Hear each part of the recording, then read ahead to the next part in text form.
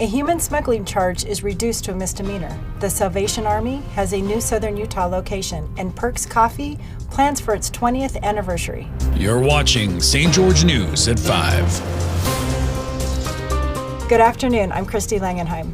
Jeremias Paxtor Pasquale's human smuggling charge was reduced to a misdemeanor because he transported workers without a license, and there was no evidence of coercion.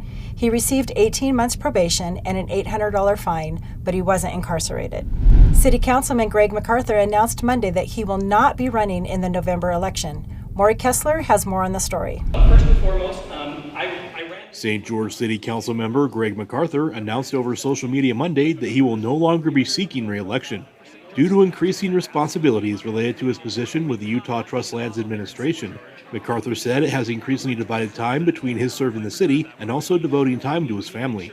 MacArthur wrote that he was unsure about being able to prioritize the time needed to serve the city and has decided to withdraw from the council race. This now leaves 5 candidates on the ballots for St. George City Council, as state law does not allow for the replacement of a withdrawn candidate within 65 days of the general election. Thanks, Maury. The Salvation Army inaugurates its new Southern Utah Service Center in Washington City, and Chris Reed has the coverage.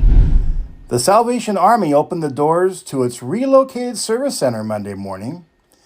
The new location at 568 West Telegraph in Washington City, behind the Sonic, replaces the previous center at the former Kmart Shopping Center on Bluff in St. George. Major Bob Schmig, the officer in charge of the outpost, said the hope is the bigger location will allow for an expansion of services for the needy, including food and clothing vouchers. We're going to work with Washington County, Washington City, to be able to do a needs assessment and find out what we can add to what we're already doing now. Perks is celebrating 2 decades of coffee and is launching a heartwarming campaign for its 20th anniversary. Perks is teaming up with Canyon Creek Services to support survivors of domestic violence and sexual assault.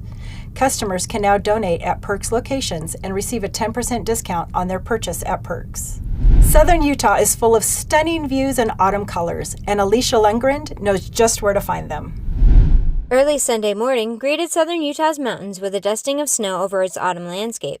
While cold, windy weather has knocked leaves from many of the trees, it's not too late to find fall color in southern Utah. In the higher elevation areas of Bryan Head, Duck Creek, and Cedar Breaks National Monument, many of the leaves have shed their summer green for oranges, reds, and yellow, with others now entirely bare.